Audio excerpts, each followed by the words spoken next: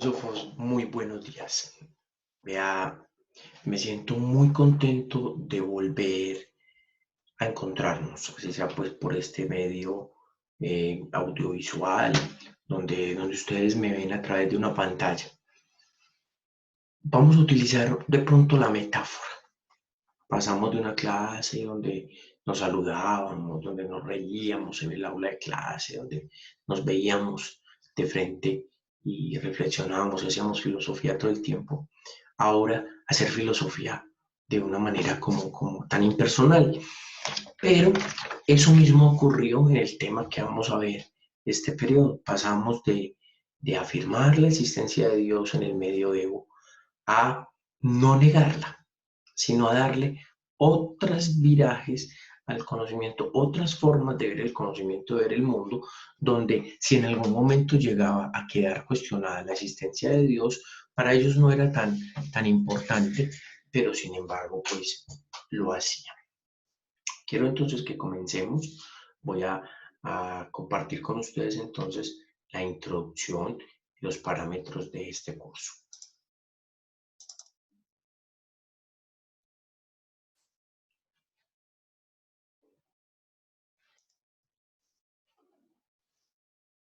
Bien, vamos a iniciar entonces. Vamos a colocarle a esto un poquito de música, un poco de música medieval, porque es ese saborcito de que se va terminando la Edad Media y empieza la Edad Moderna. Entonces, área de filosofía, tema Edad Moderna, abril del año 2020. Cuando empezó la cuarentena, este periodo de estar en casa, me dio por ponerme a prepararme, a estudiar, a revisar nuevas formas de enseñar y encontré un programa, Canvas, Canvas creo que ustedes muchos lo conocen y lo han utilizado, y la actividad primera que hice fue diseñarles una tarjeta. La diseñé desde hace ya más de un mes, la tenía guardada para algún día presentárselas y aquí busqué como el espacio, pensé que era importante. Resiliencia. Este periodo que estaremos en casa no es porque no queramos darte las clases de forma normal, sino porque eres tan importante que debemos cuidarnos. Por eso, aprovecha para que te encuentres contigo mismo y verás todo el aprendizaje que vamos a tener cuando nos volvamos a encontrar. Hijitos, desde casa estaré siempre pensando en ustedes. Tema entonces de nuestro segundo periodo, la modernidad, una transición entre el teocentrismo al antropocentrismo. Entonces vamos a pasar del teo, donde Dios es el centro, al antropo, donde el centro es el ser humano. ¿Sí? Pasaron muchas cosas para que esto se diera. La historia sabia en su momento, lo vamos a decir sabios a partir de hoy, aunque yo soy de los que digo que la historia no se debe juzgar, se debe revisar cómo fue y valorarla como tal. Pero en su momento lo que ocurrió históricamente tenía que pasar para que tuviéramos el pensamiento que tenemos hoy, ¿cierto? Quizás sería esto muy distinto donde todavía estuviéramos en una Edad Media, que por cierto ni se llamaría Edad Media, el nombre se le da posteriormente. Tengo entonces para ustedes ahí dos imágenes, que son dos momentos y dos sucesos históricos vitales para el trabajo que estamos haciendo y que vamos a hacer de la modernidad. Arriba encontraremos a Lutero, Martín Lutero, ¿sí? Es un sacerdote que en uno de sus viajes, tiene un viaje a Roma y allá descubre que la iglesia está desviada de la doctrina, o sea que como están viviendo muchos de los clérigos o lo que están haciendo muchos de los clérigos no va en concordancia con el Evangelio, con el Jesús histórico, el Cristo de la fe que habíamos estudiado en el primer periodo. Entonces él decide rebelarse, se rebela contra el Papa, contra sus superiores inmediatos él pasa pues por excomunión, pasa por ser, le piden que se retracte, no se retracta, ocurren muchas cosas hasta que ocurre la imagen que ustedes van a encontrar ahí, pues que es graficada, es una pintura, pero como debió haber ocurrido así de esa manera, el 31 de octubre de 1517, él pega sus tesis en la puerta de la Catedral de Wittenberg y 31 de octubre, vísperas, la fiesta de Todos los Santos, que es el 1 de noviembre, porque él sabía que todos cristianos asisten a la Eucaristía. Entonces, en ese proceso de asistir y caminar al culto, a la Eucaristía, entonces iban a poderlo leer. Eso causa mucho estupor y eso se conoce como la Reforma Protestante. A partir de ahí nacen las 1001 iglesias que vamos a encontrar en el mundo, que afirman a Jesucristo, otras que a la Virgen, otras que al Espíritu Santo, miles de cosas, pero que todas salieron de un gran tronco llamado cristianismo. Abajo vamos a encontrar la imagen del descubrimiento de América, aquel hecho histórico que rompe la historia. Ya el mundo se crece, pero no porque haya crecido, sino porque ya hay que empezar a identificarlo porque siempre ha existido. América tuvo que siempre haber existido, pero la cultura no. Me gusta mucho cuando se busca el encuentro de los mundos, ¿sí? No sabemos si son sabios e ignorantes, si son desarrollados, si son desarrollados, si son los que van más adelante o los que van más atrás. Simplemente son dos culturas totalmente distintas que se encontraron y que le dan una apertura muy grande al conocimiento. Ya hay la geografía tiene que empezar a cambiar.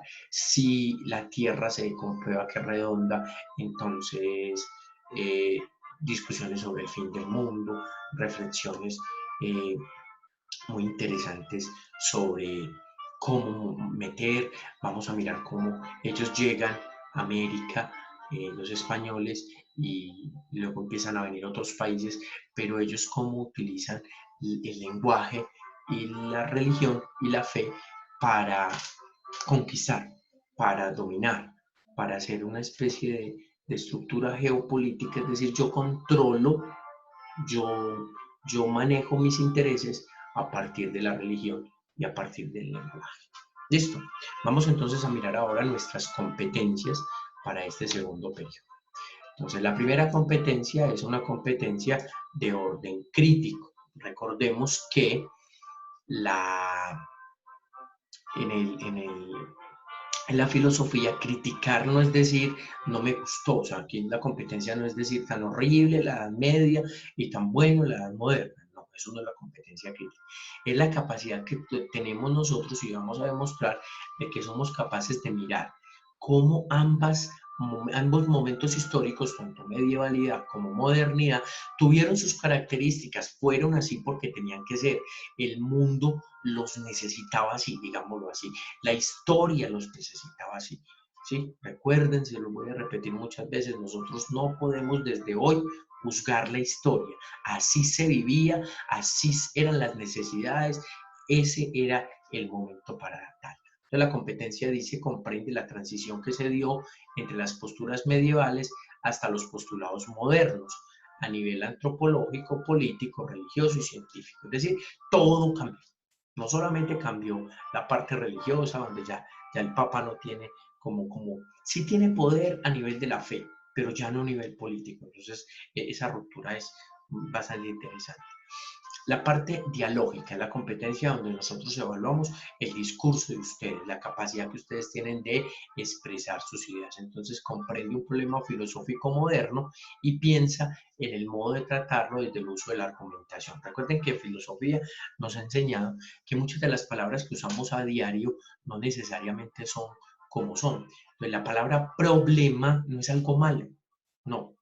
Y el problema filosófico moderno más grande, o un momento reflexivo filosófico más grande, es el surgimiento del humanismo y de las ciencias. Eso es lo que vamos a mirar, que estés en capacidad de decidir cómo surge la ciencia, a partir de qué surge la ciencia y por qué es válida en su momento histórico. La competencia creativa es esa capacidad de verificar lo que hay y aplicarlo hacia nuestra realidad. Entonces dice, elabora relaciones entre filosofía clásica, medieval y moderna, con la intención de verificar los avances, los logros y las dificultades en el pensamiento. ¿Sí? Aquí vamos a hacer una especie de lista de chequeo. Esto estaba bueno, esto estaba malo, yo soy más por este lado, a mí me gusta más por este lado, y lo vamos a ir revisando. ¿Listo? Competencia ciudadana es crítico frente a posiciones de discriminación ante posiciones ideológicas diferentes. Totalmente oportuna esa competencia ciudadana que vamos a trabajar, es decir, cómo yo tengo que estar en la posición. Los renacentistas, que es lo que vamos a mirar ahorita, tenían que aceptar tanto la validez de la medievalidad como su nueva propuesta, porque ellos no sabían que estaban generando la edad moderna, ellos simplemente generaron un cambio que se llamó moderna después, pero ellos generan un cambio de pensamiento. Y la laboral expresa ideas y emociones propias respetando el orden de intervención, válido, totalmente válido. Volvemos a lo mismo, una competencia. La filosofía y la historia han estado siempre en una competencia. Yo soy mejor que, yo opino mejor que, está mejor por este lado. Siempre les he dicho yo nunca voy a discutir con las ciencias desde la filosofía y defendiendo la filosofía, no voy a discutir con la ciencia porque aunque siendo la filosofía la madre de las ciencias, no es ciencia. Entonces tenemos que entrar a revisar eso. ¿Listo? Pero bueno, entonces esas son las competencias donde vamos a verificar qué tanto hemos aprendido. Vamos a pasar ahora a los indicadores, es decir, lo que aparece encima que ustedes van a hacer y que yo les voy a valorar para mirar si la competencia se aprendió o no se aprendió. Entonces comenzamos con los comentarios de los videos. Lo que siempre hemos hecho. Vemos los videos, yo se los voy a subir a blog, el blog también va a estar conectado de inmediato a la plataforma de Sistema 1 y vamos a ver los videos. Diferente a otros periodos, en la medievalidad alcanzamos a ver 3 filósofos muy fuertes. En la época clásica veíamos un filósofo por periodo porque tenían mucho contenido. Acá son muchos.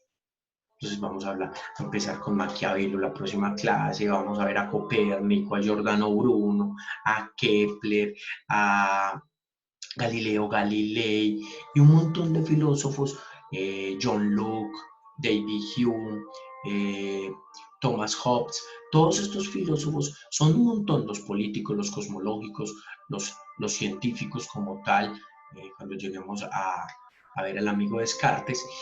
Todos estos filósofos, entonces, yo les voy a montar videitos de ellos cortos, son material pues de YouTube para no robarme la autoría de nadie, ni el dato de nadie, pero los vamos a manejar y ustedes saben cómo se hacen los comentarios de calidad filosófica.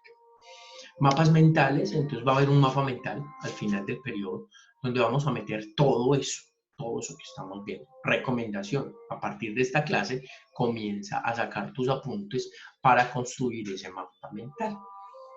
Bueno, los 3 editores, entonces sabemos que es una prueba que ya está estandarizada, sabemos que es mediante la metodología de prueba de saber. Ustedes, muy queridos desde la preparación, saben que hay que hacer una buena lectura, hay que utilizar competencias críticas que se las he dicho, hay que leer pensando en el momento histórico, pero también hay que leer pensando en el hoy. Es decir, qué querían decir en ese momento cuando se presenta el texto y qué se quiere decir. Luego vamos a hacer un paralelo para filósofos de la vida entre 3 vidas. Vamos a escoger un filósofo moderno, cualquiera. Usted me dice, profe, yo quería a Copérnico. Nicolás Copérnico me parece muy interesante. O, profe, yo quiero ser abogado y me parece súper interesante Nicolás Maquiavelo porque era recto, porque escribía como una muy fuerte, que no sé qué. Bueno, vale, el que tú quieres. Luego, tu filósofo de vida, es decir, pues ya lo tenemos escogido desde noveno, sabemos quién es, lo hemos trabajado y todo eso. Y luego tú mismo. Entonces, son esas 3 vidas. Vamos a mirar cosas positivas, vamos a mirar aspectos a mejorar y vamos a hacer un paralelo bien interesante. ¿Dónde se radica la parte más grande de la reflexión cuando llegues a ti? ¿Qué me enseñó este filósofo? ¿Qué me enseñó mi filósofo de vida? ¿Cómo construyo mi vida? La evaluación por competencia, sabemos pues que es mediante la metodología de pruebas saber del ICFES. Vamos a leer, vamos a aplicar el conocimiento en una lectura.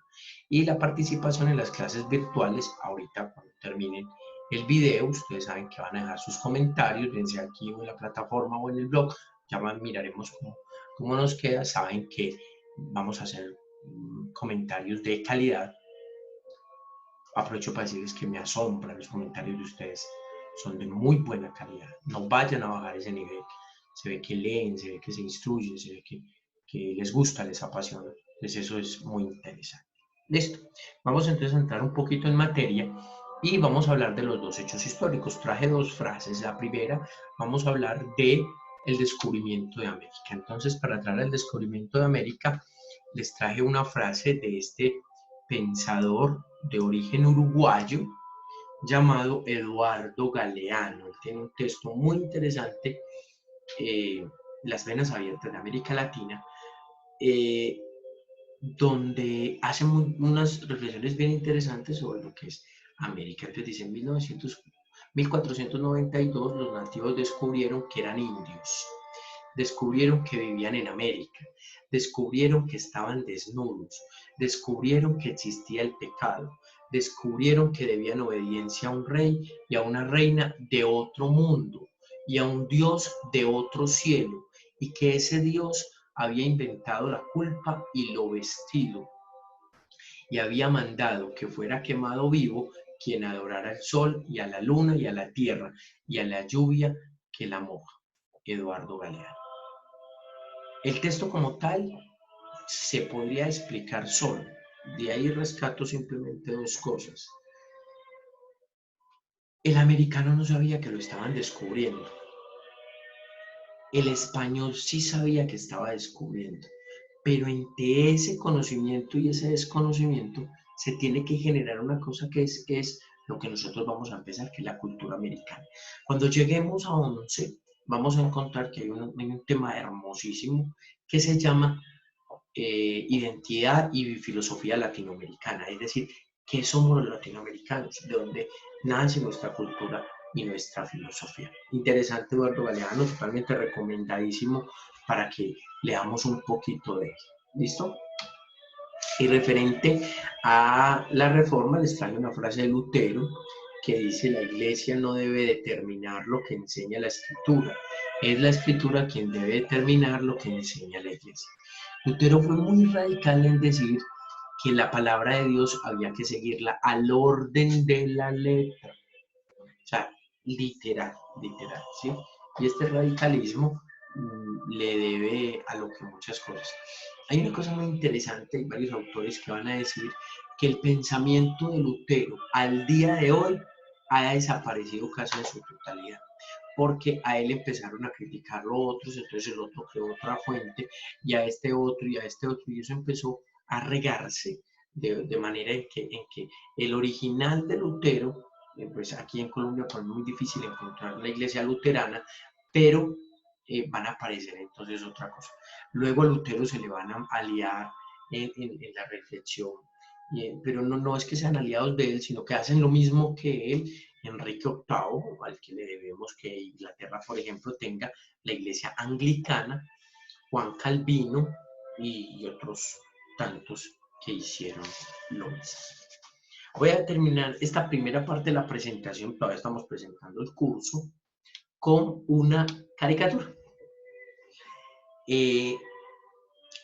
Cuando yo estaba joven, ayer, poco hace, veíamos esta caricatura que se llamaba Las Tortugas Ninja.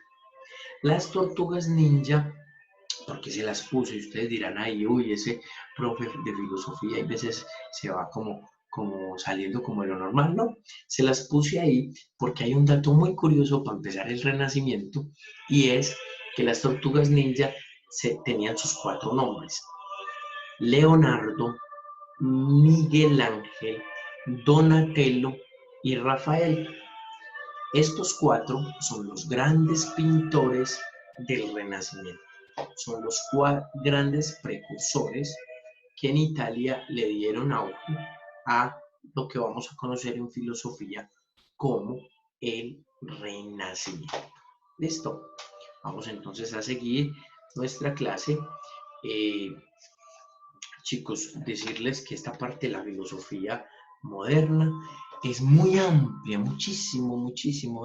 Nosotros nos podríamos quedar hablando de la filosofía moderna un año y más, porque estos filósofos, muchachos, salen con unas cosas que se los digo, me impactan demasiado. O sea, como a esa época lograban hacer una especie de juicios racionales que hoy uno dice, Dios mío, esa gente parecía como de otro planeta, como pensaban, pues, siendo muy, muy elegantes.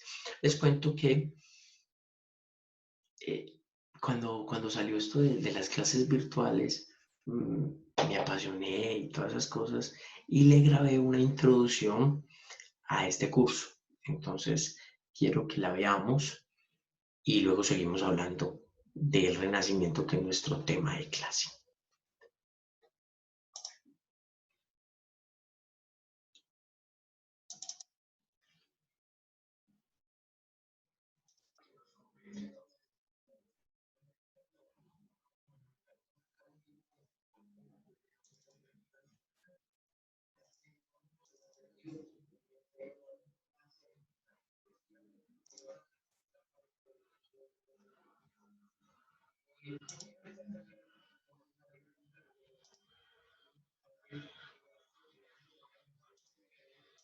El filósofo Juan Jacobo Rousseau.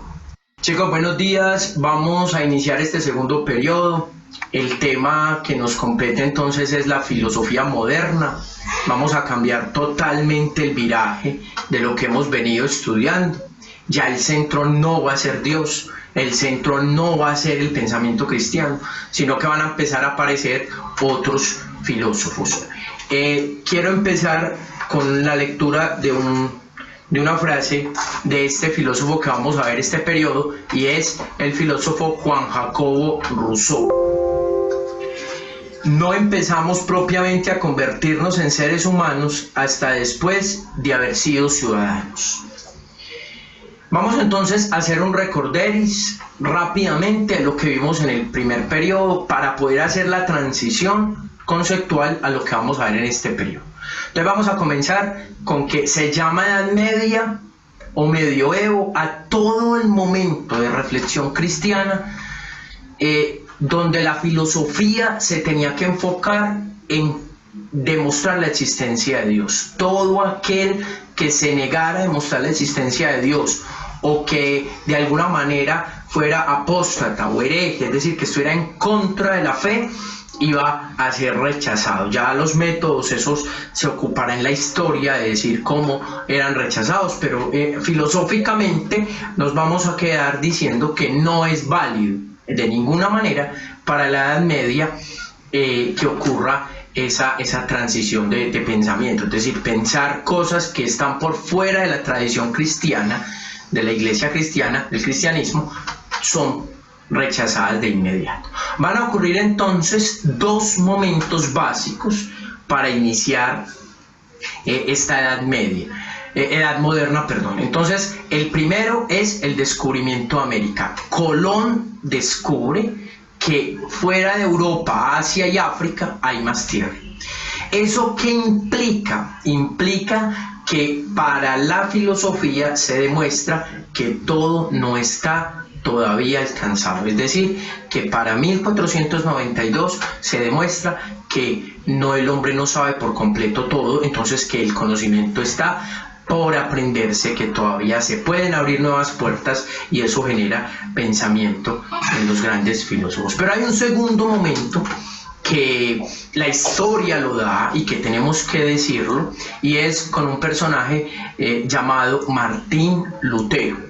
Martín Lutero, sacerdote, que de una manera se hace al lado de la iglesia, para que no quiero defender a Lutero ni atacarlo, sino ser muy objetivo. Él se hace al lado de la iglesia, mientras que la iglesia da esta línea, él de la misma iglesia, porque él sale de la iglesia, era sacerdote, como les acabo de decir, empieza a decir, pero yo veo que hay cosas que no me gustan, pero yo veo que por este lado no estoy de acuerdo, que esos ya son temas muy propios de la historia, pero que nosotros vamos a revisar desde la filosofía, es en el sentido en que él cuestiona la Edad Media, digamos, como siendo responsables en la apreciación. Él cuestiona lo que está pasando dentro de la iglesia, él cuestiona los pensamientos, pero lo hace al inicio de una manera filosófica, porque él va a decir, me están mostrando a un Dios, pero ellos no están mostrando en su vida a ese Dios. Él rompe entonces, como que decimos, relaciones con la iglesia, llega un periodo de excomunión y todo se fija ese 31 de diciembre de 1517, cuando él va y en la catedral pega, ¿sí? En la ciudad de Wittenberg, en Alemania, él pega los postulados que él tiene en contra de la iglesia, y entonces empieza lo que nosotros vamos a llamar como la Reforma Protestante. De ahí en adelante empiezan a salir infinidades de iglesias de este gran tronco que es el cristianismo. Empiezan a salir infinidades de iglesias, entonces a él le debemos que existan en estos momentos tantas sectas religiosas e iglesias que profesan otra fe distinta a la de nosotros. Es solo en ese momento cuando empezamos a hablar de iglesia católica, ya no cristianismo, sino que nosotros, los que nos quedamos pegados en el árbol, los que profesamos esa fe primera, la fe de los apóstoles, ya vamos a decir que somos la iglesia católica. ¿Qué genera la revolución de Lutero? ¿Y qué genera lo que pasa con Cristóbal Colón? Que ya los grandes pensadores tienen que empezar a decir, venga, no, la iglesia pudo haber tenido razón, pero tenemos que ampliar el conocimiento, tenemos que empezar.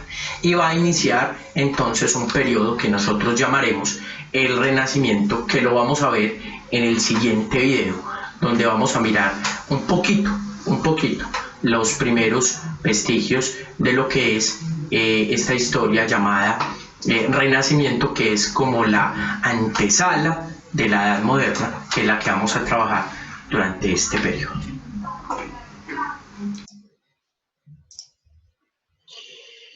Seguimos.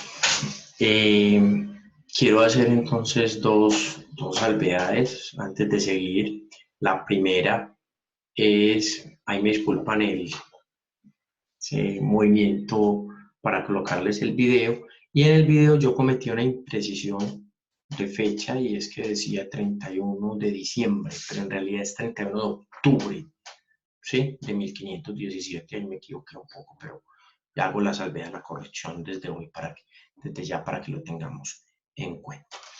Vamos a hablar entonces de los hechos históricos que permiten lo que nosotros vamos a conocer como Renacimiento. Entonces, la primera, que no le vamos a dar mucha trascendencia pues como explicativa, pero que sí fue muy importante, es la caída de Constantinopla de parte de los turcos. Ya la parte histórica, pues eso ya con su profesor de historia van a trabajar un poquito de lo que ocurrió, y es que tocar Constantinopla es el centro de la fe, de donde se está construyendo. Tumbar implica un debilitamiento, ¿sí? Luego, Gutenberg inventa la imprenta. Y cuando se inventa la imprenta, se le permite a la gente empezar a publicar, a escribir, ¿sí? Y esa imprenta que escribe Gutenberg es lo que le permite a Lutero hacer lo que hizo, para no mencionar otra vez nuevamente a Lutero lo que hizo. Entonces la otra es la Reforma Protestante de la mano de Lutero y el descubrimiento de América. Son cuatro acciones, ahorita les hablaba de dos, pero entonces es que Gutenberg se relaciona con Lutero, y todo emerge, como si fuese una especie de bola de nieve que se va llenando, y todo lo que va pasando va dando lugar a que aparezca el Renacimiento, que propiamente se dio en varios países, pero básicamente su cuna más fuerte es Italia. ¿Cómo podríamos identificar el Renacimiento con una palabra clave? Y es la palabra humanismo, es decir, es darle al ser humano la importancia en todo.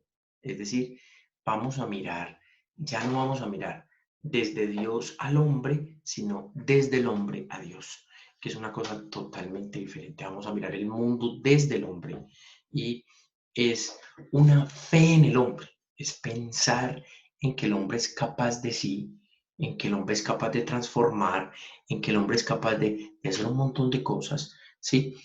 Los renacentistas no sabían que iban a darle tanta fuerza a la ciencia. Surgió a partir del Renacimiento. Los renacentistas no sabían que iban a opacar tanto a la iglesia o al cristianismo en su momento. Surgió a partir del Renacimiento, ¿cierto? El Renacimiento, entonces, como les decía ahorita, chicos, es el humanismo en pasta. Su característica más grande es el humanismo, ¿sí? ¿Dónde se da? En el arte, evidentemente. ¿Qué arte se permitía? Se permitía arte de origen religioso. Recordemos más o menos, de pronto en historia, un poquito hacia el siglo, al año 1000, ¿sí? Al año 1000 se dieron muchas corrientes iconoclastas, entonces en el mundo, algunos emperadores que mandaron a acabar con todo lo que fuera imágenes en cualquier tipo de formas. El Renacimiento permite nuevamente la imagen religiosa, la vuelve a, a, a resurgir y, en ese surgimiento de la imagen religiosa va a aparecer eh, pinturas, pues, por ejemplo, las pinturas de Leonardo da Vinci, que son bastante expresivas, ¿sí? La cena, por ejemplo, que ha causado tanto estupor después, pero que es formativa, pues esa es válida para lo que estamos haciendo. A nivel político, entonces están los pensamientos de autores como Nicolás Maquiavelo, el más importante, con su obra El Príncipe, donde va a justificar, hay historiadores que dicen que esa frase no es de él, pero pues la voy a mencionar para, para explicar lo que quiere decir, que dice que el fin justifica los medios, ¿sí? Pero que busca Maquiavelo, es decir, que es una lucha de poder total. Ustedes me han escuchado este discurso y me lo van a escuchar. El pensamiento del ser humano rige en el mundo bajo dos corrientes grandes. La primera, el miedo. Cree miedo y usted se está pensando, ¿sí? Y la segunda, la búsqueda de poder. Entonces, ¿qué va a decir Maquiavelo? Va a decir que el ser humano o tiene miedo a mandar y por eso se deja mandar, o busca el poder y por eso termina mandando a los demás. Listo. La parte cultural, evidentemente, en esta época es el auge para que nazca la universidad, para que nazca la enciclopedia, para que nazca el conocimiento.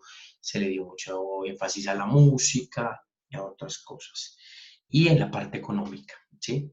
¿Por qué en la parte económica? Porque ya el control de la economía, de la parte comercial y de muchas otras cosas, no solamente lo tiene la iglesia, sino que viene a entrar otro tipo de comercio, ¿sí? Que es válido, ¿sí? Digamos lo que llamaríamos ahora la propiedad privada como tal. Listo. Otros personajes, no necesariamente de orden filosófico, que surgen en el Renacimiento.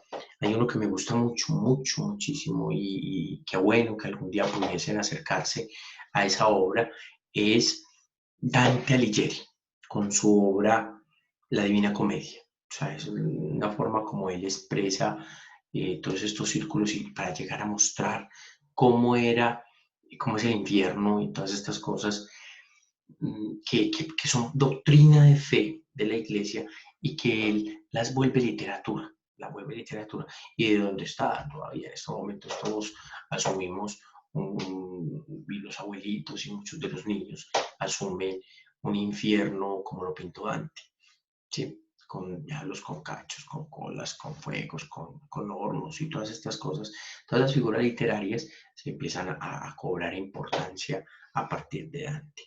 También autores como Boccaccio, el gran de la comedia, de la tragedia, de la novela, del drama, de la construcción humanista. Este sí era el humanismo total. A este hombre le debemos la forma de colocar la humanidad en su totalidad, y es William Shakespeare. También está Garcilaso de la Vega y otros autores que fueron propios como de esta época.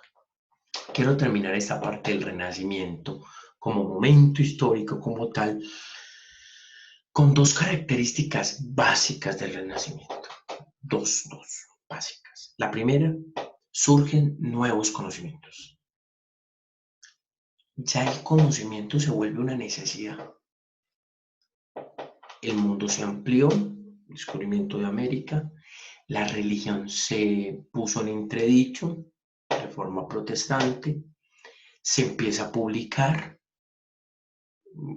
la imprenta de Gutenberg, empieza a decir el arte, la música, la cultura, entonces hay que empezar a mirar estudios de antropología, empiezan las grandes ciencias a mirarse, los filósofos de la cosmología empiezan a mirar el cosmos y el mundo de otra manera, ya no nos quedamos pensando en si tan linda la tierra la creó Dios y paremos a mirarla, sino que aquí pasa algo, aquí hay que reflexionar, miremos entonces astros y miremos otra cosa. Entonces el conocimiento empieza a variar por necesidad, no porque ellos dijeran, qué dicha, inventemos la matemática, pues no, porque ya existía, pero qué dicha, vamos a perfeccionar la física y escribamos un libro. No, el mundo le pide al hombre avanzar en el conocimiento. Y lo otro, la recuperación de la estética grecorromana. ¿Cómo así que la recuperación de la estética? Estética, evidentemente, es la parte de la filosofía que se encarga de revisar la belleza, de revisar la armonía, de revisar el placer y el gusto. Y se junta con lo que es clásico, es decir, con esa parte, se llama hedonismo, y es esa parte de valorar el cuerpo, de valorar el ser, pero, pero no llegando al extremo de hoy, porque yo pienso que en el extremo de hoy, cuando se valora el cuerpo, cuando se valora al hombre y a la mujer como tal, en ocasiones, primero es vulgar, segundo es morboso y tercero le quita como la dignidad al ser humano. Diferente al Renacimiento. En el Renacimiento podían cómodamente tener una escultura de un ser desnudo, pero más que verlo vulgar, más que verlo de una forma erótica, es ver cómo la obra de arte, entendamos ese término obra de arte, que después filósofos como Gadamer y filósofos como Martin Heidegger, contemporáneos, van a decir obra de arte, pero no como esto. Por ejemplo, lo que tengo en mis espaldas es una obra pintada, que el Quijote de la Mancha lo pintaron. No, la obra de arte es casi que, miren el discurso, que es interesante.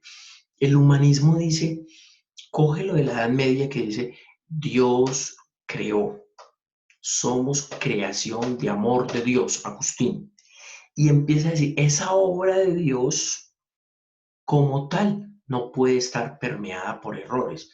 Entonces vamos a contemplarla como tal. Entonces se contempla un desnudo, por eso vamos a encontrar imágenes con rasgos muy fuertes, o al revés, con rasgos muy tiernos. O sea, lo que se busca es mostrar una humanidad en lo absoluto. Entonces, como les decía ahorita, lo de las tortugas ninja, ellos se dedicaron a mostrarle al mundo una humanidad, filósofos, impactante.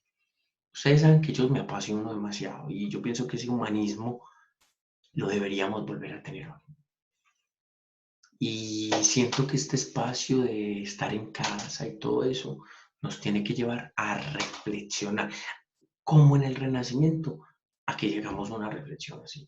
Volvamos a lo mismo. Yo con las personas que conozco les he dicho mucho que me dicen, ¿cómo estás? Ve, ¿cómo te ha ido? ¿Te ha tocado aburrido? No sé, no sé. Y yo siempre les he dicho, para mí ha sido un espacio de aprendizaje, conocerme, hasta dónde soy capaz, retos.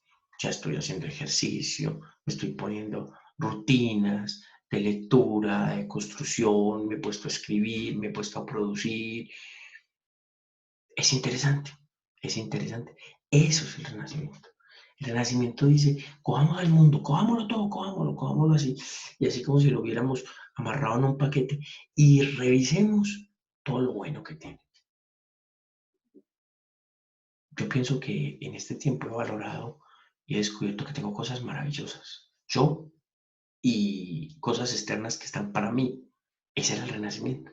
El renacimiento es eso, cojamos y digamos, wow, mira, está el ser humano. Qué valioso el ser humano. ¿Qué podemos hacer con el ser humano? Pero no a nivel de explotación, no. ¿Qué tanto tiene el ser humano que no lo ha dado al mundo? Es eso. Me agrada mucho volverlos a ver nuevamente y quiero terminar la clase con las tareas, ¿sí? Voy a regresar entonces a la diapositiva para que miremos el compromiso que vamos a hacer al terminar esta clase.